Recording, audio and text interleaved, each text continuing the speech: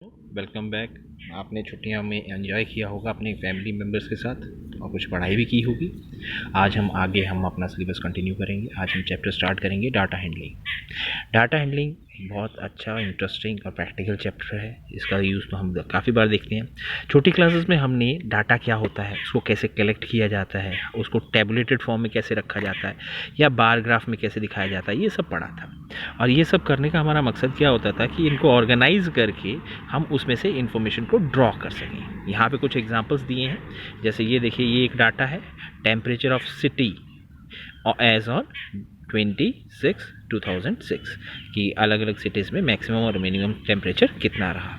यहाँ पे एक डाटा है फुटबॉल मैचेस के बारे में, फुटबॉल वर्ल्ड कप 2006 के बारे में कि Ukraine beat Saudi Arabia by 4-0 and Spain beat. इसी तरह से अलग अलग डाटा है। यहाँ पे marks obtain by the 5 students in Hindi test out of 10 marks are this. ठीक है, यहाँ पे data showing weekly absenteeism in a class कि मंडे को कितने बच्चे एब्सेंट हुए। यहाँ पे आप देख सकते हैं, this is a type of pictograph. ये टैबुलेटेड फॉर्म में डाटा है, ये एक तरह से रॉ डाटा है। ठीक है, तो इस तरह से अलग अलग तरह के डाटा होते हैं हमारे पास। अब यहाँ पे हम देखेंगे कि हमारे पास सबसे पहले आता है कलेक्टिंग डाटा। अब डाटा कलेक्ट करने का मतलब क्या हुआ कि हम डाटा कलेक्ट कर रहे हैं। ठीक है, लेकिन डाटा कलेक्ट करने से पहले यहाँ पे ये देखिए, before collecting the data we must know what we would use it for. हमें डाटा कलेक्ट तो कर रहे हैं, लेकिन उस डाटा को हम किस पर्पस के लिए यूज़ करेंगे वो हमारे दिमाग में होना चाहिए।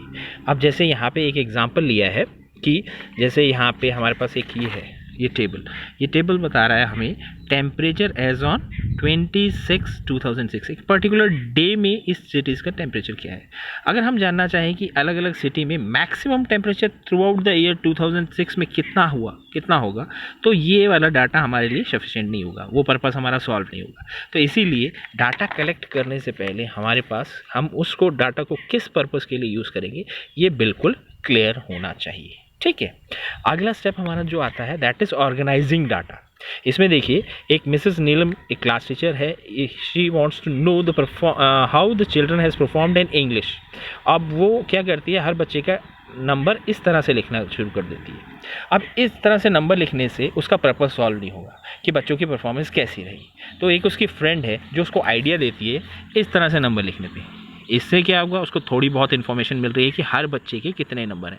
अजय के 23 हैं, अरमान के 35 हैं, आशीष के 48 हैं। इस तरह से उसको नंबर्स पता चल रहे हैं।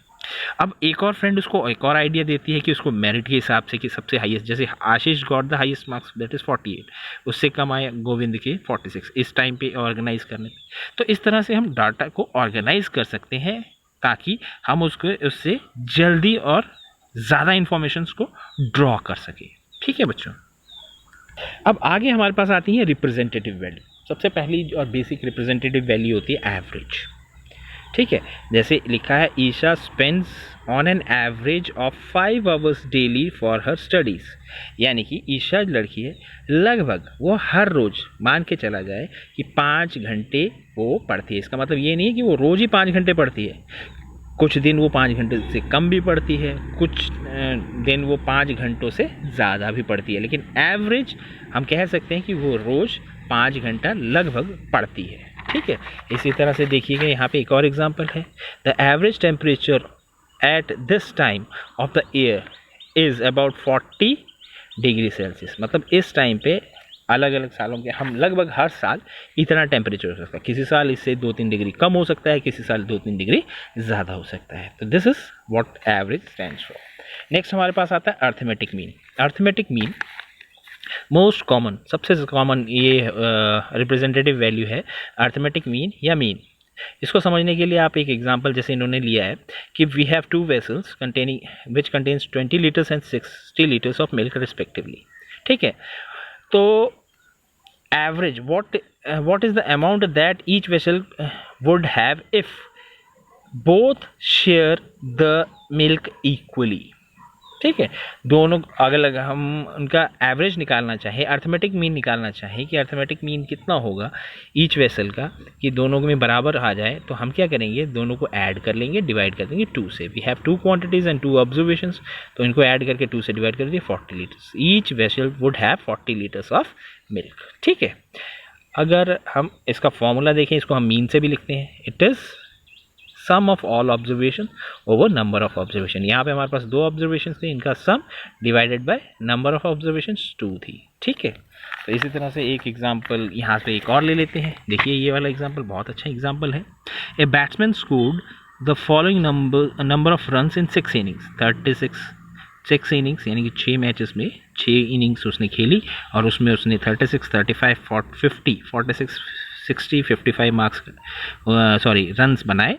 तो हमने कैलकुलेट करना है मीन रन कितने हैं उसके, स्कोर। ठीक है। तो टोटल रन्स हमने क्या करना है, सम ऑफ ऑल ऑब्जर्वेशंस, इन सबको ऐड करना है। तो ही first of all we added all this, that comes to be 282 and divided by total number of observation। तो total number of observations are 6 innings, ऐसे भी काउंट कर सकते हैं आप। तो 282 डिवाइडेड बाय 6 दैट इज 47। तो मीन रन इसके कितने आ गए, 47। ठीक है। ये अर्थमेटिक मीन था कि जो अर्थमेटिक मीन होता क्या है, इसको हम कैसे निकालते हैं। ठीक है। अब अगली जो रिप्रेजेंटेटिव वैल्यू आती है दैट इज रेंज। रेंज जैसे बता रहा है, रेंज क्या होती है, नाम से भी समझ में आता है कि कम से कम और ज़्यादा से ज़्यादा में कितना अंतर है। ठीक है। The difference between the highest and the lowest observation will give us the idea of spread of observation, और इसी को हम रेंज कहते हैं। जैसे ये रहा, the ages of the years of the 10 teachers in the school are. अब स्कूल के जो 10 टीचर्स हैं उनके एजेस ये है।